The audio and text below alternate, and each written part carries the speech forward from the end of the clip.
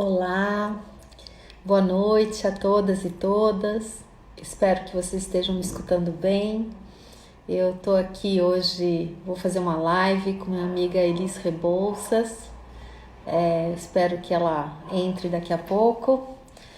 A ideia é a gente conversar. A Elis é uma arquiteta aqui de Cubatão, atriz também, e resolveu, né, ser pré-candidata a vereadora da nossa cidade. E aí eu pedi a ela para fazer essa live aqui comigo no Instagram, porque a gente tem muitos amigos em comum aqui, muita gente da área de cultura. Vamos ver. Estamos aguardando aqui, a Elis já vai entrar. E quero agradecer. Oi, Elis, tudo bom? Tudo bem, boa noite. Boa noite. Tá me ouvindo bem?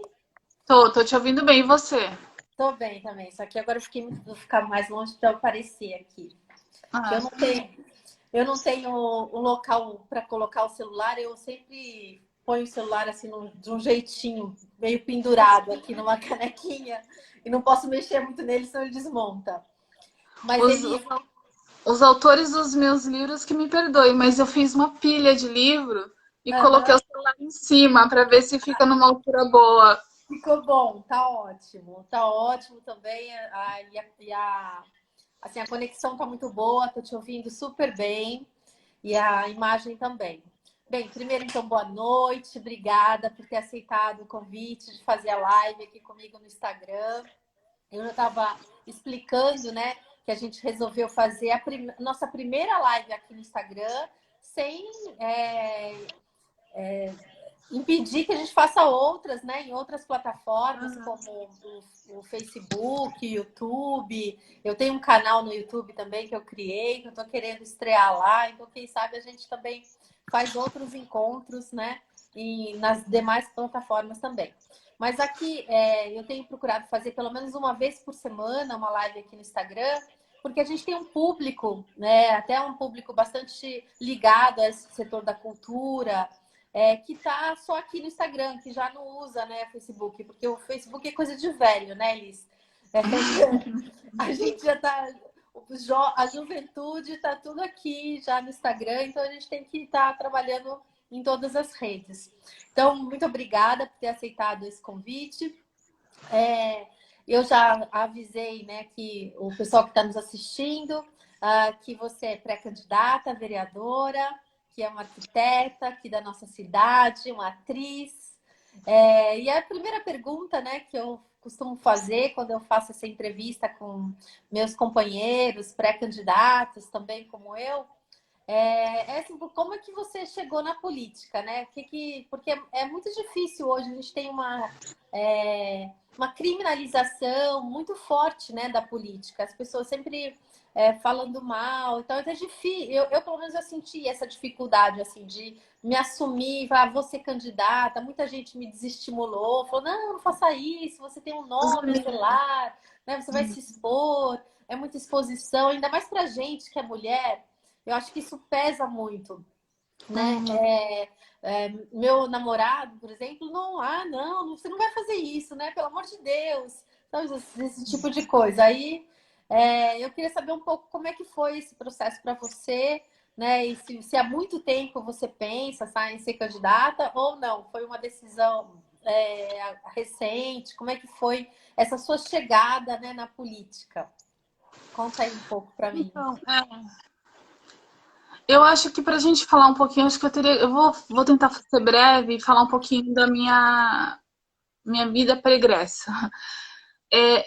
Eu sempre me identifiquei com o PT, desde criança, assim. Eu converso com meu marido que aquela musiquinha do Lula lá, assim, me emociona, me arrepia, porque eu era pequena e eu cantava essa música.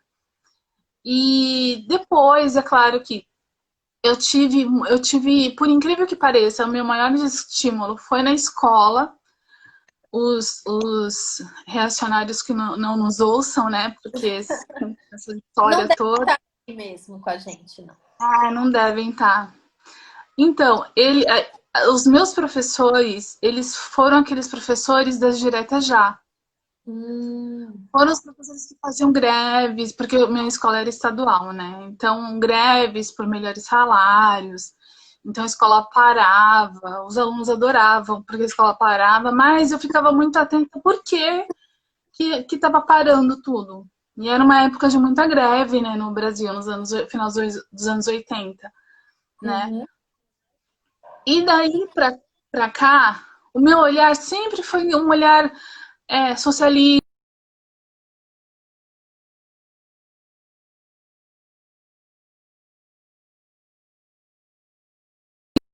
E travou um pouquinho agora.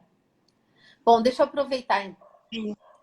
Travou um Então eu pouquinho. sempre me identifiquei com o Pode falar. PT, então eu sempre fui eleitora do PT, eu sempre acompanhei o PT. Tem umas figuras.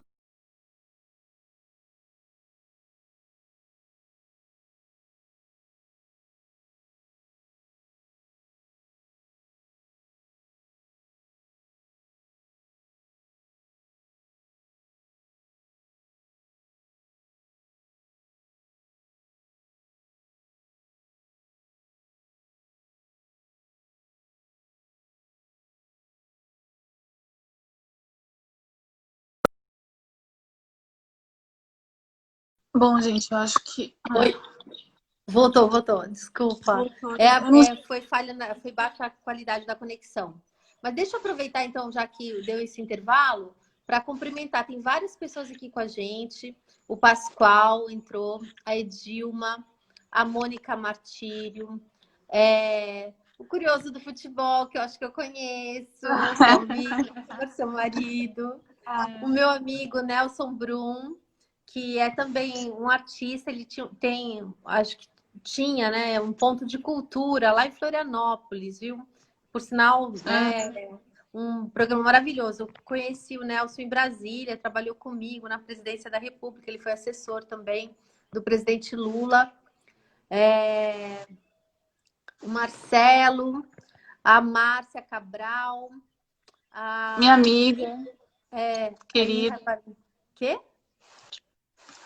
É minha amiga Ah, sim, então. do A teatro Eni também. Ravanelli, que é minha mãe também, está aqui te prestigiando. A Jéssica e outros. Jéssica, Mas, minha amiga desculpa, também, vamos, querida. continua. Um beijo. Você estava falando da sua ligação com o PT, né? Forte, você sempre foi socialista. Então, e aí eu tive essas figuras icônicas que eu sempre admirei, então eu sempre acompanhei. E trabalhei no governo do PT, no governo da Márcia, né? Eu fui arquiteta na Em Corsã, Cubatão. em Cubatão, saí bem no momento que o prefeito decidiu desativar a Corsã, que eu achei um crime aquilo. E aí, de um ano para no último pleito, cheguei a pensar em sair candidata, mas bom, achei que eu precisava me preparar melhor, né? Certo. E aí o nosso amigo dessa vez conseguiu me convencer, porque por conta da minha militância na cultura, por conta de toda a nossa, também de toda a nossa realidade cultural, de tudo que vem acontecendo. Ele falou, a gente precisa de uma figura da cultura, né? Porque a É gente precisa. verdade, né? O A pessoal da gente cultura tem reclamado muito, né, Elis, que está muito desamparado nesse governo, né?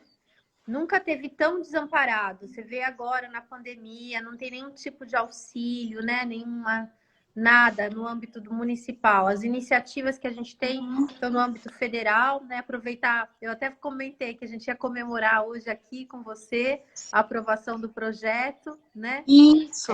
Da Benê.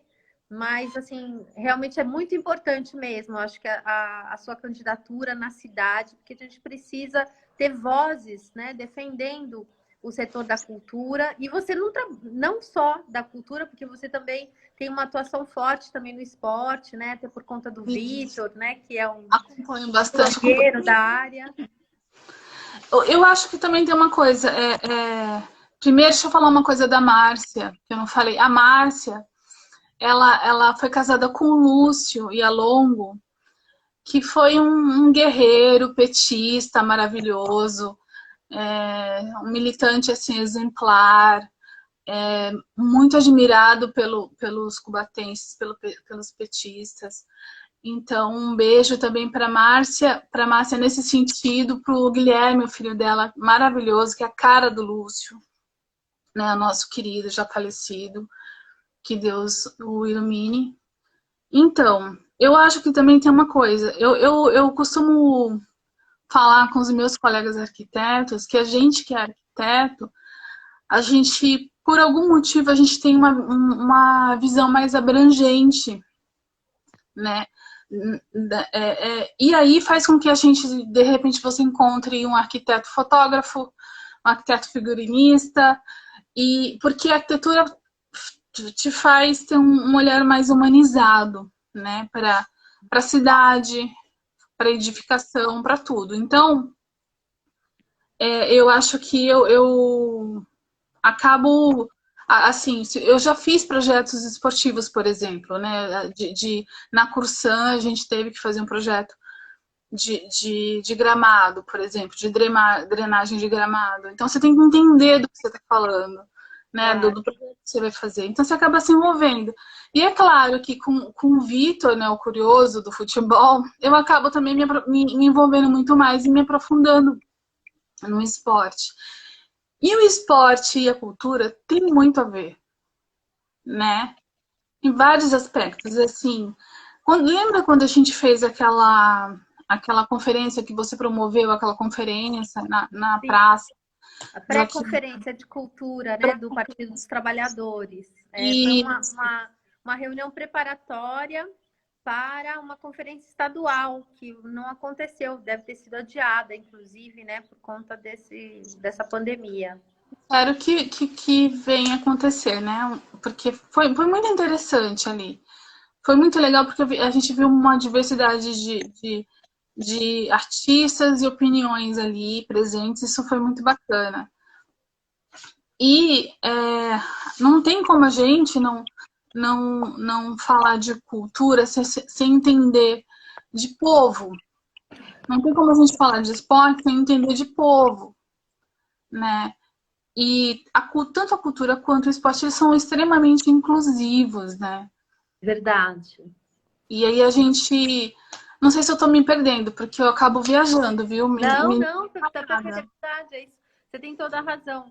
Eu acho que você está colocando muito bem, que são áreas, né, que tem tudo a ver com o enfrentamento da desigualdade, né, pela função que elas têm. E aí, daí, o teu sentimento socialista, né, de buscar sempre o enfrentamento disso, ter também colaborado para te envolver nessas áreas, né, da cultura, do esporte, ver uma razão para elas, né? E eu fui convencida a sair candidata por conta disso, de falar assim, não, a gente precisa de algumas vozes, a gente nunca sabe a chance que a gente tem, né, de ser eleito. Mas eu acho que era um espaço, pelo menos, para eu falar e para a gente ser ouvido de alguma forma, né? Perfeito. E colocar na agenda, né, política das eleições, porque às vezes a cultura ela é vista, cultura e esporte também, o lazer, né, como uma forma assim muito utilitária, né, dentro da política, de vamos fazer o show, o comício, né, o showmício, mas não, você quer colocar esses temas, mas como temas uma plataforma, como propostas, né, de governo para todos os candidatos, para que isso seja discutido, seja debatido, entre na pauta política da cidade, não é isso? Não, e eu acho que é muito importante até para você que é pré-candidata, e é muito importante você levantar essas bandeiras, porque eu até comentei no outro dia, numa reunião que a gente teve, né? A cultura ela vem sendo perseguida mesmo. Os artistas vêm sendo perseguidos de verdade, né? Eu lembro da Trupe Olho da Rua, que é um grupo de Santos, deixa eu ver, até 2016. Eles sofreram censura com uma peça deles mesmo, porque tratavam de alguma forma a polícia militar, né? Então, a gente chegou a esse ponto já, né? De Verdade. ter o artista sendo tirado do seu palco. Foi o primeiro ministério, né, a ser excluído, Exatamente. rebaixado para uma secretaria, né, E é muito especial. significativo, né? Quando ele E coloca. realmente, cultura é resistência, né? É, Eu me lembro, por exemplo, quando teve o golpe de 2016, você lembra que teve a ocupação na Funarte? e Né, os ativistas culturais foram os mais que resistiram, entendeu, ao golpe de 2016, mais do que qualquer outro segmento. a gente incomoda. A gente incomoda como a educação incomoda também, Sim, né? verdade. Bom, deixa eu aproveitar aqui, ó, cumprimentar. Mais gente entrou aqui, a Mônica, falando: oi, minhas lindas, tá difícil acompanhar, tá cortando, mas vamos em frente. Mônica também é professora, diretora de escola, também uma das nossas pré-candidatas a vereadora Uma na querida. cidade de Cubatão. O Fábio Ferreira também tá aqui, obrigada. A Andréia Pita, também minha amiga de São Paulo, também aqui nos prestigiando. Ó, o Fábio pergunta aqui: por falar sobre esporte, vocês poderiam comentar sobre aquele projeto bizarro da escola de golfe? Ótimo. Uma pergunta. Foi uma loucura, né? O vereador Tony Vieira fez uma proposta para criar uma escola de golfe. Ou seja, com tanta coisa por fazer, o que eu tenho visto assim, na nossa cidade, no esporte, assim, que falta recurso para manutenção dos equipamentos. Aí tá dando um pouco de eco, né? Não sei se a minha voz. Bom. Mas vamos lá, vamos seguir. Resolver. Você tá ouvindo? Tá dando eco, eu tô ouvindo eu mesma. Não tava assim antes. Bom, e aí, ó, tá faltando recurso para fazer a manutenção, né, dos equipamentos. Imagina para criar a escola de golfe. Qual é a necessidade, qual é a prioridade desse tipo de ação? Eu acho que tem muitas outras coisas mais importantes para fazer, envolvendo principalmente os equipamentos de educação, que eu acho que são pouco explorados. Já até aproveito já para falar um pouco das suas propostas, que eu conheço um pouquinho, porque a Elis, além de ser pré-candidata, ela está me ajudando na elaboração do meu plano de governo. E ela fez várias propostas para a cidade nessa área da cultura, da preservação dos patrimônios históricos. Eu acho que você pode aproveitar também para contar um pouquinho sobre essas propostas. Então, voltando, a gente falou da Secretaria de Cultura, o Ministério do Esporte também foi extinto, né?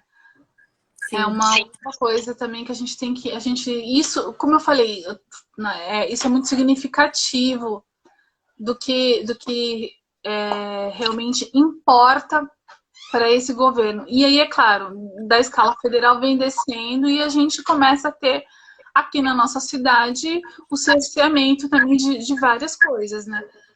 Na área do esporte, eu acho que uma das coisas assim que fundamentais que a Mansi Rosa chegou a fazer, mas eu acho que ele podia ser desenvolvido melhor, que era você deixar as escolas as escolas abertas no final de semana, tanto para a cultura quanto para o esporte. E você e além deixar monitores nessas escolas, mesmo, professores de educação física, professores de educação artística, e deixar aberto para a comunidade. A gente precisa confiar na comunidade. A gente precisa fazer a comunidade se apropriar do equipamento, no caso a escola, porque quando ela se envolve, ela cuida, né? A escola deixa de ser um equipamento que vai ficando deteriorado, mal cuidado, porque às vezes a prefeitura não tá dando atenção ou não tem verba para estar cuidando. A população se envolve. Já vi vários casos de diretores maravilhosos, inclusive, que abriam escola nos finais de semana para a população mesmo. você propicia que esse jovem, no final de semana, tenha a gente tem um problema de lazer em Cubatão, né? Sim. Bem assim, a população jovem, ela é muito carente de espaços de lazer. Uhum. Você percebe isso quando você anda pela cidade e você vê que eles preferem, às vezes, ir para Santos, porque eles têm mais oportunidade de se divertir, enfim. Então, cria. E aí você coloca cursos de teatro, você coloca uma aula de futebol, uma escolinha de futebol na escola, porque tem a quadra, né? Tem as salas, você pode colocar outras atividades culturais. Então, a gente precisa se apropriar do que a gente já tem. As pessoas, elas Claro. falam do projeto como se fosse uma coisa mirabolante. É claro que eu vou falar, eu até deixei aqui no meu computador separadinho o orçamento da cultura e do esporte, que eu acho um absurdo, desse ano. Mas, assim, enfim, isso é uma das propostas, né, que eu estou falando de deixar as escolas abertas. Cubatão já teve uma tradição de campeonatos esportivos, né?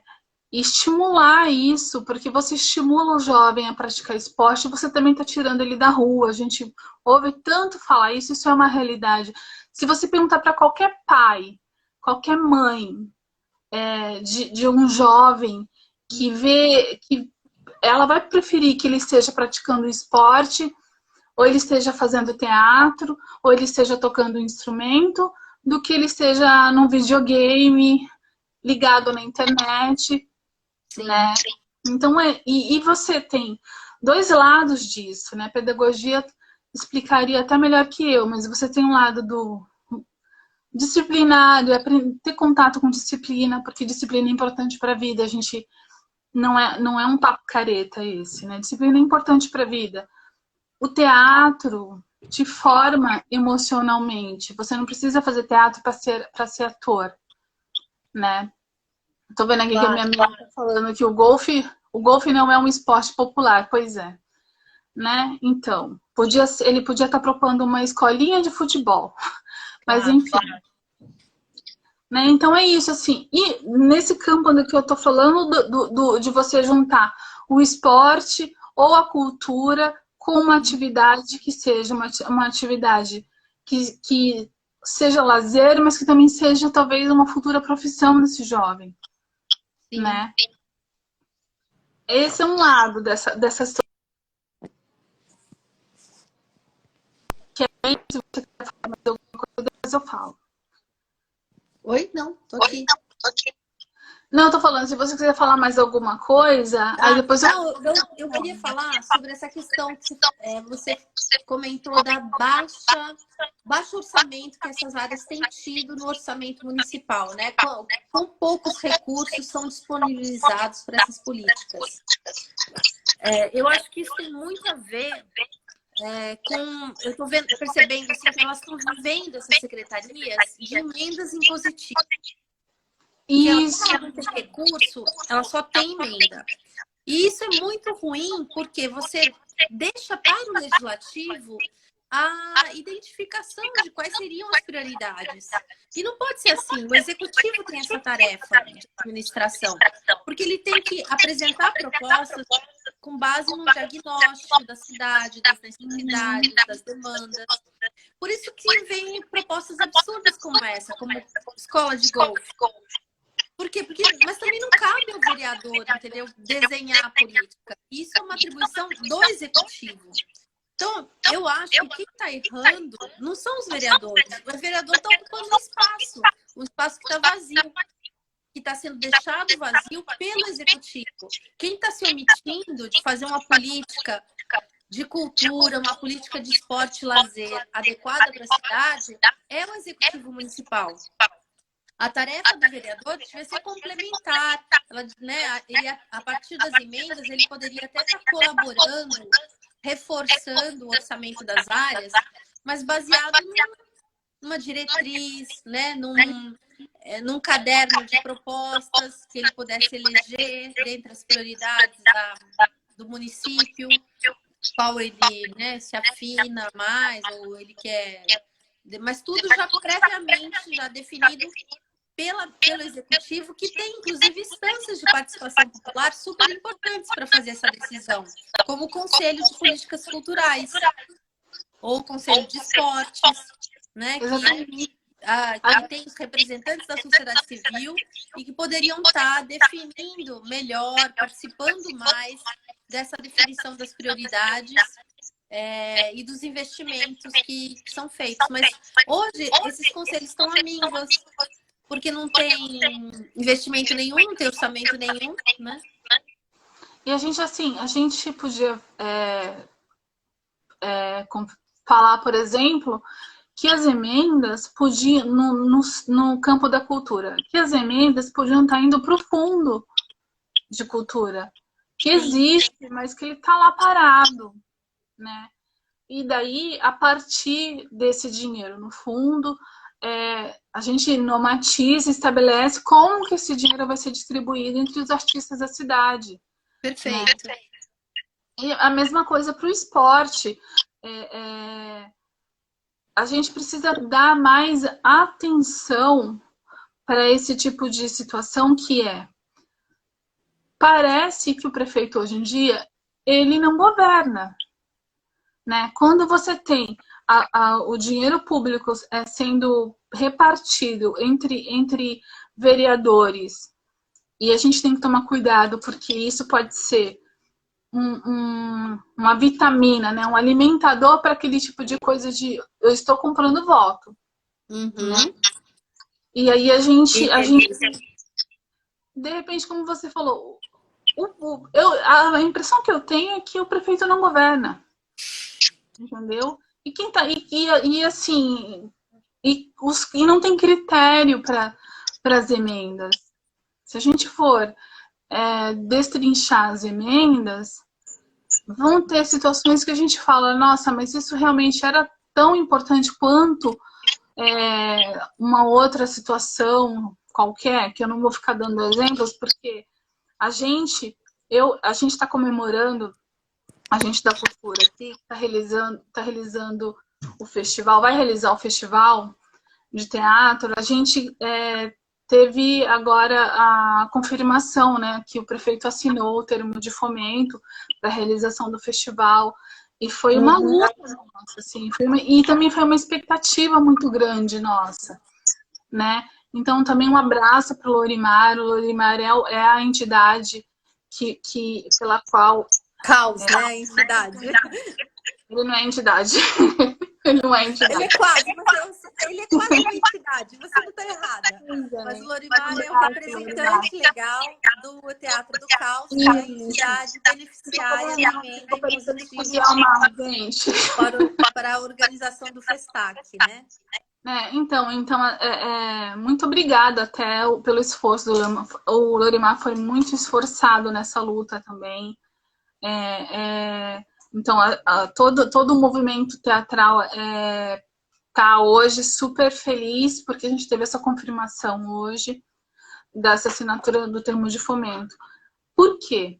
O festival, ele congrega todos os agentes culturais da cidade, todos os artistas da cidade, trabalham em função desse festival, gera o mínimo de renda possível para esses artistas, sem contar tudo que a gente fala sobre a cultura é importante, o teatro é importante, a arte, como diz uma amiga minha, a arte salva, né? Lindo. Ela fala isso, eu vi uma live dela. E é muito verdade, né? Você vê, só tem muita juventude, né? Que se fala assim, a pessoa tá deprimida, desestimulada, ou acaba se envolvendo com drogas, e aí, às vezes ela entra num caminho assim, artístico, isso realmente dá outra luz, né, para a vida dela. Ela se encontra. Dança, canto, instrumento, qualquer arte que seja, o grafite é arte. Claro. A gente tem uma galerinha aí que o prefeito de São Paulo, pelo menos, andou apagando o muro no começo do mandato dele. Eu fiquei passada, que ele deixou o muro todo cinza, apagou o grafite. Eu fiquei, nossa, realmente parece que a gente vive em planos diferentes, sabe? É incrível. Verdade. No Quando Rio aconteceu também, né? isso, Apagaram os grafites até daquele Gentileza, Gera Gentileza, né? isso. A Marisa Monte fez uma música linda sobre É, isso. Mas é verdade. Eu na concordo com você. pré-conferência, eu lembro que a gente falava muito, eu lembro que eu falei muito, eu falei assim, como que eu vou convencer a quem quer que seja que arte é importante, né? Que cultura é importante, né? E aí o que que acontece? Vem a pandemia. O que que as pessoas estão fazendo na pandemia? Elas estão recorrendo à música, a livro, a ver uma live do artista preferido delas, né? Então, eu lembrei dessa frase dessa minha amiga, que inclusive eu quero fazer uma live com ela, que eu falei, caramba, é, é por aí. Eu acho que a gente vai, para a gente poder convencer as pessoas de que arte é importante, cultura é importante, esporte é importante, vai por aí. Quando a gente é privado deles, né? E que aí o instrumento que a gente tem para que a gente propicie um pouquinho de música, um filme, um livro, tá, né, nesse momento tá salvando muita gente. Eu conheço amigos que estão em depressão mesmo. Claro, Depressão, que não estão aguentando mais esse confinamento. Sabe que é importante, tá confinado porque sabe que é importante, mas está sentindo na pele todo esse sofrimento, né? sim. Então, eu até conversando com um amigo ontem, eu falei, lê um livro, o que que você gosta mais, o que que te toca mais, é a música, é um filme, porque eu fiquei assim, meu Deus, o que que a gente pode fazer, né? E a arte salva, né? A arte salva a gente, sempre. E nessa live dessa minha amiga, ela falou assim, em que momento a arte te salvou, né? Ou uma passagem de um livro, ou uma música, né? Tô falando bastante. Só que esses artistas também estão precisando serem salvos nesse momento, né? Porque todo mundo repete, foram os primeiros a perderem o seu trabalho, o seu ganha-pão, sua renda, com a suspensão de todas as atividades. E provavelmente serão os últimos a retomar uma situação de normalidade. Então, a gente vê também o sofrimento, não só dos artistas que são mais visíveis, mas todos aqueles trabalhadores que estão por trás, nos bastidores, né, de um evento cultural, de um evento artístico. Infelizmente, os governos não têm tido sensibilidade para apoiar, e é tão pouco recurso, né, que se precisa para apoiar. Então, no âmbito federal, a gente teve essa pequena vitória, que foi a aprovação do projeto de lei, de autoria da Benedita da Silva e da Jandira Fegali, duas grandes mulheres, né, que tomaram a iniciativa, né, de criar esse auxílio emergencial para os artistas em nível nacional. Mas nós temos iniciativa como essa no âmbito estadual, que ainda não foi aprovada, e temos também no âmbito do município uma iniciativa da Secretaria Municipal de Cultura, até atendendo a demanda dos artistas, de fazer um edital também no âmbito municipal para selecionar atividades, né, culturais que pudessem ser fomentadas nesse momento. Atividades que possam ser desenvolvidas ou transmitidas usando as plataformas virtuais. Né? Mas isso também ainda não saiu do papel. E nós já estamos há mais de 60 dias nessa situação. Né? Eu ia te perguntar exatamente isso, porque é o que a gente menos tem informação, é esse projeto, né? Os outros a gente conseguiu se mobilizar e a gente acabou consegue acompanhar, né? A PL 1075 está indo para o Senado, né? Então, sim, a gente tem chance de que vá correr tudo como a gente espera, né? E deixa eu mandar um beijo aqui para a Érica, também minha amiga que entrou aqui.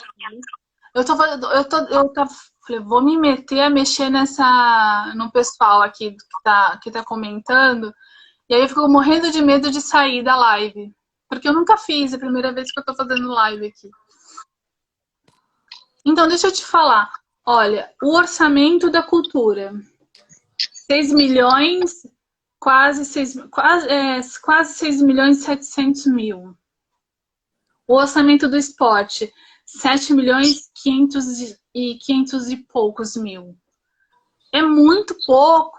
Se você for parar para pensar que esse dinheiro ele é utilizado para manter, para fazer manutenção dos equipamentos da cultura e do esporte, para pagar os funcionários, o que sobra para os artistas, né? Assim, a gente precisa. Eu vou falar muito em defesa da cultura. Eu espero convencer as pessoas da importância, né, da cultura para gente. Mas eu queria fazer um comentário a respeito do patrimônio, né? Do que é patrimônio. E o patrimônio... Isso que eu ia te perguntar também, para você falar disso. Porque senão eu fico viajando e esqueço de falar as coisas. Deixa eu ver a hora. É metade. Não, tá tranquilo. Temos meia hora ainda, estamos na metade. Mas você, como a tua formação é arquiteta, né? Isso. Como atriz e arquiteta, você encontrou um ponto de intersecção entre essas duas artes, né? Porque a arquitetura também é uma arte, eu acho que o Fábio falou isso nos comentários, que é mais um ponto de intersecção muito forte entre a cultura e a arquitetura é justamente a preservação do patrimônio histórico. E aí eu acho que vale a pena você já me contou, mas queria que você contasse para todos aqui sobre a sua participação no conselho, né, de preservação do patrimônio histórico e quais as suas propostas nessa área para nossa cidade. Eu sempre eu acompanhei bastante o conselho. Eu nunca fiz parte do conselho e quando eu tentei errado, desculpa. Não, mas tudo bem. Porque eu tentei fazer parte. Eu tentei fazer parte e o ex-secretário de Cultura, o Raul Cristiano, fez umas lambanças assim com a seleção da sociedade civil para a configuração do conselho, quando ele precisava ser trocado ao conselho como um todo, né? Exatamente, com certeza, para tirar as pessoas que estavam ali para contestar, né? De alguma forma. Se você não faz parte do time, dá um jeito de te tirar, né?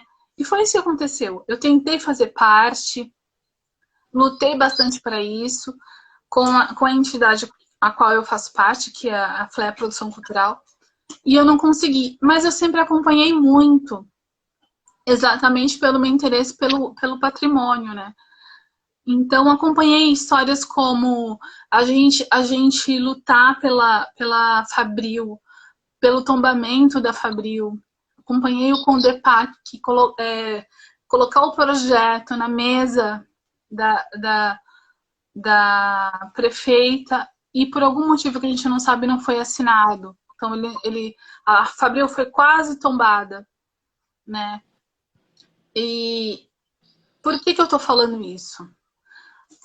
A Fabril, ela tá quase fazendo 100 anos. Ou ela já fez? Não, ela fez 100 anos já de existência. Ela tem um conjunto de galpões que faz parte da Santista de Papel. Ela tem um conjunto de casas que servia para os funcionários dessa usina morarem. Uhum. E hoje em dia está tudo vazio. A fábrica, as informações que a gente tem é que a fábrica ela foi toda desmontada. As peças da fábrica foram desmontadas e levadas para ferro velho, enfim, para diversos destinos. Ficaram as casas, ficaram os galpões e ficou a igrejinha. Estão se deteriorando. Ano a ano você vê telhado caindo, parede já carcomida, o teto da capela. já estava sem o telhado, chovendo dentro para destruir tudo. E isso também é proposital. Quando você não quer tombar, porque para o proprietário tombar é um problema, eles enxergam dessa forma, você começa a fazer de tudo para que ela deteriore, né? E isso está acontecendo com a Vila Fabril, né? Então, a gente chegou a fazer em 2017 uma comissão que conversou com a Demário e falou da importância de tombar a Vila Fabril. Até hoje não deu em nada. A Vila Lights, a Vila Fabril, ela tá dividida, ela é como se fosse uma pizza. Cada parte dela tem um proprietário, um banco diferente que é um proprietário, uma parte é da empresa que comprou a Santista de Papel. A Vila da Light permanece com a EMAI, mas também tem poucos moradores. Quando uma casa não está legal, começa a cair telhado, começa a dar infiltração, eles trocam essa família de casa. Entendi. Não restauram, né? Não recuperam mais. E eles têm, isso também é um método, né? É um método também de... Qual era a minha proposta?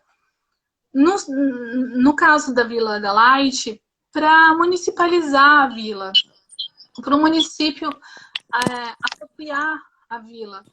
E aí, a Vila da Light, eu acho que você conhece, deve conhecer. Sim, conheço, claro. É maravilhosa, né? Você também, ali você tanto pode fazer o aluguel social como Paranapiacaba, como você pode aproveitar a escola, lá tem um campo com as medidas, se eu não me engano, meu marido que me corrija, mas são medidas oficiais. Eu sei que o campo da Fabril é medida oficial. Olha quanta coisa, e é histórico, o campo da Fabril recebeu Pelé um dia. Uau, Lá. eu não sabia, isso eu não sabia. Isso é coisa curiosa do futebol. Ele jogou lá o Pelé num dia. Então, olha essa história. Não, Elis, e esse é um projeto, assim, super possível de fazer, né? Isso que me irrita, porque eu por exemplo, antes de passar no concurso aqui em Cubatão, eu fui trabalhar em São José dos Campos como procuradora do município. E lá eu tive a oportunidade também de me deparar com uma situação muito parecida, que era a antiga fábrica da tecelagem Paraíba. Também era um projeto modernista, maravilhoso, né? Porque na época os modernistas, né, tinham toda a concepção, era o arquiteto era o Rino Leve, que fez as edificações. Todo o paisagismo era do Burle Marx. Então, assim, um luxo, um lugar se deteriorando, porque a tecelagem faliu, os funcionários ficaram sem receber indenização, eles se organizaram em cooperativa, assumiram uma parte da fábrica, mas todo aquele terreno que era o clube dos funcionários, a antiga fazenda dos proprietários, estava lá abandonada, né, pressionada pela especulação imobiliária, porque ficava quase muito próxima, né, dentro da cidade. Então, o que nós fizemos? Nós fizemos uma triangulação, uma desapropriação. A prefeitura desapropriou todo aquele terreno, mas fez uma negociação com o INSS, já que a empresa era devedora do INSS, para pagar essa desapropriação não para os proprietários da empresa, mas sim diretamente para o INSS, em condições mais vantajosas, que eram as condições que o poder público tinha para negociar suas dívidas com o INSS, mas que a empresa não tinha. Então a gente fez essa triangulação, fechamos um acordo, uma desapropriação amigável. A prefeitura de São José dos Campos, né, portanto, por meio desse acordo, adquiriu a propriedade, transformou num parque municipal, que é lindíssimo, né? Imagina, um parque municipal com obras do Rino Leve, paisagismo do Burle Marx. e por um preço super justo, né? Porque foi um preço de mercado, nem se levou em conta todo o valor artístico, né, que essas obras tinham, pela necessidade, né, de fazer o pagamento. E ajudou a própria o sistema de seguridade social, que não ia receber nunca essa dívida, e conseguiu receber dessa forma. Então, você vê, um mecanismo como esse poderia ser feito em Cubatão também, para viabilizar, né, um projeto como o que você defende, tanto na Fabril quanto na antiga Light.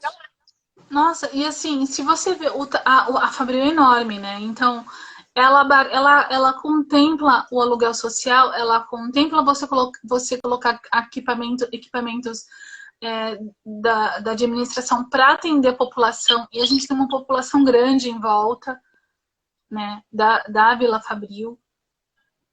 E a gente tem que entender por que é importante, assim, tudo que você falou, assim, é maravilhoso. Inclusive, meu povo, nós temos uma candidata a prefeita que defende tudo isso. Então, por isso que eu tô te apoiando e por isso que eu tô aqui, junto. Porque é muito importante esse tipo de visão, Paula. Uhum. E é muito incompreensível, às vezes, por que a gente não consegue fazer certas pessoas entenderem. Talvez exista aí um poder econômico por trás que esteja fazendo uma pressão grande, mas eu acho que o povo, quando se junta, consegue falar mais alto, né? Eu tô falando isso no caso mesmo da Fabril. Sim. Não estou fazendo uma crítica ao governo da Márcia. Eu só fico triste porque, em nome do patrimônio, eu fico triste por não ter sido tombada naquela época. E é importante falar por que tombar, o que é o tombamento. O tombamento, ele é uma garantia de que você pode, a partir dali, buscar o restauro através de lei de incentivo, de parcerias público-privadas, como a que você deu exemplo, e usar, e assim, o patrimônio, depois que você restaura, ele só vai se manter e ele só vai ser, ele só vai continuar lindo, maravilhoso lá para você poder prestigiar se você dá uso, né? Então, o uso também, as correntes de defesa de patrimônio e de restauro, elas defendem exatamente isso. Você precisa dar uso. Não necessariamente o uso que ela foi o objetivo dela existir, mas você precisa dar uso. E a gente está numa cidade, como eu comentei ontem na live, que a gente não tem espaço para crescer. A gente, então, tem que urbanizar os lugares que a gente... Alguns você pode pensar em remover, mas não são todos os bairros que você pode pensar em remover. Você tem que urbanizar. E aí você tem problema de moradia. Tem tanta casa lá. Olha o absurdo que é Cubatão, com tanta casa, né, parada lá, fechada, deteriorando, e gente morando em condições subhumanas, assim. É uma discrepância, assim, que às vezes você fala assim, o que eu faço para convencer o gestor de que é importante, né? Tudo isso que a gente está falando é importante. Aí você é candidata a prefeita, então eu sei que você deve pensar de uma outra forma. Então, eu acho uma coisa que a gente precisa fazer aqui em Cubatão primeiro, o plano diretor da cidade. Porque aí o plano diretor vai deixar claro, né, as vocações de cada uma das áreas que a gente tem. E essas áreas, me parecem que elas estão vocacionadas para o turismo, para a cultura, né? Por exemplo, em frente ao Teatro do Caos, é um bulevar ali de cultura, né? E a gente viu quando a gente fez aquela conferência, o que o prefeito fez? Autorizou o tráfego de caminhões pesados que estão deteriorando todo o patrimônio histórico ali. A gente não conseguia falar, né? Pelo barulho que se produzia. Isso, é uma luta também do Lorimar lá quanto a isso, né? As casinhas, elas podem ser tombadas a fachada, elas também têm valor histórico. Sim. E era nisso que ia chegar. Eu estava querendo tentar caminhar para chegar para falar disso. O turismo ganha com isso, o comércio ganha com isso, os artistas ganham com isso, a população muito mais. Eu lembro de um professor de urbanismo que falava assim, a cidade não pode ser boa para o turista e não ser para o morador, e não ser para a sua população, né? Então, se você restaura aquelas casas, você cria equipamentos, você faz visitação porque ela é histórica. E ela é bem interessante. A usina em Borden é uma história maravilhosa. Sim. As pessoas que visitam a usina em Borden, assim, ficam maravilhadas com a história dela. Eu já fiz essa visita, mas pouquíssimas pessoas conhecem um Cubatão. Exatamente. Né? Porque não é aberto sistematicamente. Tem que ter... E aí, quando a gente for uma comissão de defesa do patrimônio, em 2017, que eu falei que a gente chegou a falar com a Demário, a gente fez várias reuniões, né? Então, tinha o Ivan da Conceição, o Rubens, tinha a Raimunda, o Venâncio, que moram na Vila Fabril. Tinha ao todo, a gente chegou a ser 12 pessoas. E uma conclusão que a gente chegou nas nossas conversas, que para a gente convencer as pessoas de que a Vila Fabril é importante, as pessoas precisam conhecer a Vila Fabril. E nem todo mundo conhece, né? E aí, a partir do momento... E a gente falou, bom, um projeto de educação patrimonial seria importante.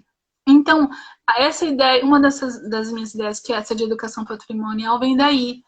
Que é a gente colocar nas escolas a ideia do patrimônio. E essas escolas levarem as crianças para conhecer o caminho do mar. As vilas, a usina, que eu acho que é encantador para a criança conhecer a usina. Visitar o mangue, que também é patrimônio.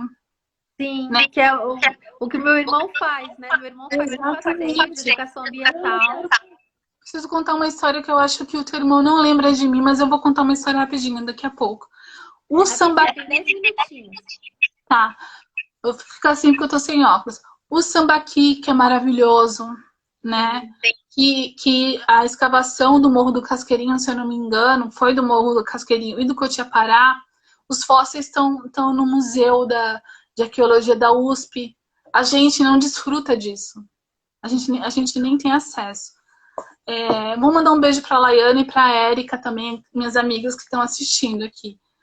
O teu irmão me ajudou muito na minha tese. Ele me apresentou um biólogo chamado... Gente, esqueci o nome do biólogo agora, mas enfim. Ele me apresentou um biólogo que me ajudou a visitar o mangue. E aí eu conheci o Morro do Casqueirinho porque a Usiminas não me autorizava entrar na usina para visitar o Morro do Casqueirinho. Que legal. Então, Daniel, muito obrigada. Eu não sei se você vai lembrar de mim, mas muito obrigada por isso. Te devo muito. E uma informação rápida. No fundo, nós somos uma cidade pequena, né, Elise? Então, a gente acaba sempre se encontrando. Eu também estava outro dia conversando com o Lídio, que é nosso pré-candidato, né, vereador, e ele falou, nós passamos Réveillon juntos, Paula. Eu falei, nossa! E eu só que na época eu não conhecia, né, então... Mas é isso mesmo, eu acho que a gente tem muita coisa, assim, para fazer e tudo é possível, sabe? Porque a gente tem instrumentos de gestão pública para isso, a desapropriação, a parceria pública-privada, o tombamento, né? Você tem vários instrumentos que podem ser usados para preservar esse patrimônio. E eu acho que não fazemos ou não fizemos até hoje por incompetência. Porque não dá nem para falar de vontade política, porque não tem motivo, né? Não vai contra o interesse de ninguém, só beneficia, como você está falando, só beneficia todo mundo, né? Então, eu concluo, né, que tem que ser muita incompetência mesmo, né, por parte da atual gestão, administração pública, de não saber usar esses instrumentos em favor da preservação do patrimônio histórico. E no momento que o nosso polo industrial tá tão tá, tá, tá tão ineficiente para a gente, né, em termos de emprego, de arrecadação. Falar rapidinho só uma informação sobre o campo, porque eu faço questão de falar do campo onde o Pelé esteve. Ele teve o campo da Fabril, foi o último jogo do Pelé no time amador do Santos, em 56. Olha, que legal. Depois ele foi ser profissional. Outra coisa importante de falar também é sobre a gente precisa criar uma lei de fomento para a cultura, né? A gente precisa criar uma fundação para o esporte, por exemplo, para a gente contemplar e a gente conseguir administrar tudo isso que a gente está falando. Eu fiz uma lista de coisas, mas não dá para falar tudo, né? Claro. Não, mas a gente vamos continuar esse papo, vamos marcar uma outra live em outra plataforma, né? Talvez no Facebook, para a gente continuar, porque realmente são muitas ideias, muitas propostas. Mas a gente tem um tempo pela frente, porque provavelmente as eleições vão ser adiadas, né? Não vão acontecer agora em 4 de outubro, mas devem ser marcadas para o dia 6 de dezembro. Pelo que eu estou lendo nos jornais, já existe um acordo político nesse sentido, mas isso só deve ser formalizado no início de julho. Porém, né, contando com esse tempo, a gente vai ter aí um tempo maior, aí ganhamos 2 meses para discutir, né, com a sociedade as nossas propostas. Eu acho que o mais importante é que a gente possa fazer isso de forma muito participativa. Então, esse meio da live, né, nós temos aqui, já tivemos cerca de 20 pessoas aqui na live acompanhando a gente, que é um bom número para o Instagram. Mas depois a gente vai salvar esse vídeo, vai usá-lo, né, para repercutir em outras redes sociais, nos nossos perfis, e vamos abrir outros canais de diálogo, né? Eu pretendo lançar um site em que as pessoas possam encaminhar suas sugestões e propostas no plano do governo, e aí vamos construindo juntos. O Facebook, ele parece que é quase que o meio de informação oficial do município, né, em Cubatão. Você percebe que o Face tem essa força, né, de informação. Principalmente agora, né? Então. E deixa eu também deixar um abraço pro 302, pro Galpão, para as meninas da usina, que são jovens artistas que estão lutando também por aquele espaço, que eles são pressionados um tempo inteiro para sair dali, então um beijo para eles. Um beijo para todo mundo que assistiu a gente, porque é a primeira vez que eu estou fazendo live, principalmente no Instagram, e eu espero que assim, que a gente consiga convencer as pessoas, né? Consiga fazer com que elas entendam a importância de tudo isso que a gente está discutindo, que você vem discutindo em todas as lives que você vem fazendo, né? É verdade, porque é isso mesmo, eu também sou que nem você. Eu tô nessa campanha, claro que eu gostaria muito de ganhar, né, e poder realizar meus projetos como prefeita da cidade, mas independente disso, o maior ganho desse processo é o debate que a gente pode fazer nesse período.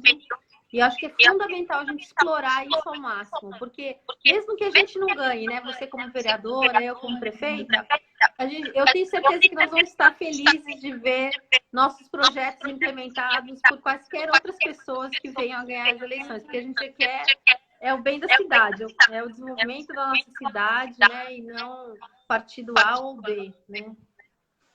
Até porque a gente assim, é uma questão pra gente é uma questão de ideologia, né? Assim, não é um plano pessoal que aí você vê essas pessoas viciadas que se elegem e não largam mais o cargo, no caso dos vereadores, né? Agora a gente só tem 1 minutinho, então vamos aproveitar para cumprimentar a Paloma também, nossa companheira, que está aqui nos prestigiando. O Vitor Ramos, o Fabiano, o Josias, meu colega, o Pereira, a Márcia de novo, ó, quer visitar o gabinete da prefeita, Josias. A Mônica falando da cultura é fundamental na qualidade de vida da população, né? Caminho para o autoconhecimento do povo, da cidade e de sua estima. Parabéns pelo trabalho, Elis. Ótimo. Então, agradecer a todos, agradecer a você, Elis,